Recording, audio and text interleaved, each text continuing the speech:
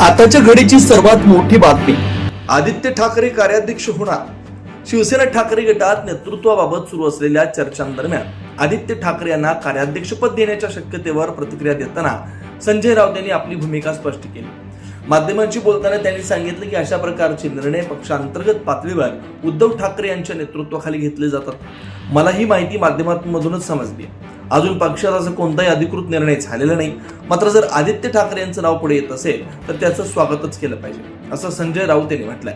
पुढे बोलताना त्यांनी सांगितलं की काळानुसार तरुण नेतृत्वाला संधी देणं आवश्यक आहे. पुढचं राजकारण तरुणांच्या हाती गेलं पाहिजे. यामुळं अशा निर्णयांचा विचार करताना त्या दृष्टीनं पाहणं गरजेचं आहे, असंही ते म्हणाले. दरम्यान काही खासदारांकडून खासगीत आदित्य ठाकरे राज्यभर फिरत नसल्याची चर्चा होत असल्याच्या प्रश्नांवर संजय राऊत यांनी स्पष्ट शब्दात प्रतिक्रिया दिली. खासगी बोलण्याला काही अर्थ नसतो.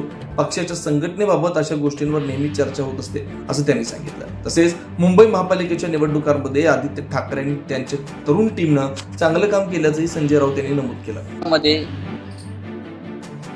शिवसेना पक्षप्रमुख उद्धव ठाकरे यांच्या नेतृत्वाखाली घेतले जाते.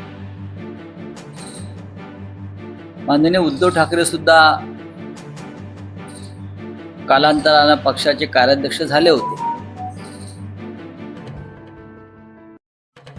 आणि जर श्री आदित्य ठाकरे यांचं नाव समोर आलं असेल आपल्या माध्यमातून तर नक्कीच त्याचं स्वागत केलं पाहिजे.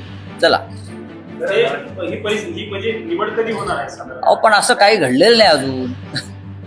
की तुमच्याकडनं जी मीडियाला जी माहिती आता दिसते त्याच्यावरती मी उत्तर दिलंय.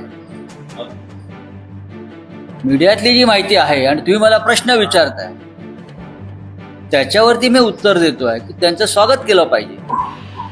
आणि नक्कीच आता तरुण पिढीच्या हाती नेतृत्व देताना या सगळ्या गोष्टीचा विचार केला पाहिजे की पुढलं राजकारण हे तरुणांच्या हातातच जायला पाहिजे. आदित्य ठाकरे महाराष्ट्रात बोलतात, दुसऱ्या कोणत्या व्यक्तीच्या हातामध्ये कार्याध्यक्षपद दिलं तर कमीत कमी तो राज्यात तुमचेच खासदार खासगीत बोलतात की आदित्य ठाकरे फिरत नाही. खासगीमध्ये बोलण्याला काही अर्थ नसतो. नंबर 1, पक्षामध्ये अनेकदा याच्यावर पक्षाच्या संघटनेबाबत चर्चा होत असते. मुंबई महानगरपालिकेच्या निवडणुकीत किंवा इतर महानगरपालिकांच्या निवडणुकीमध्ये आदित्य ठाकरे यांनी उत्तम पद्धतीनं काम केले. त्यांची जी टीम आहे तरुणांची त्यांनी उत्तम काम केलेलं आहे. आग लागलेली आहे.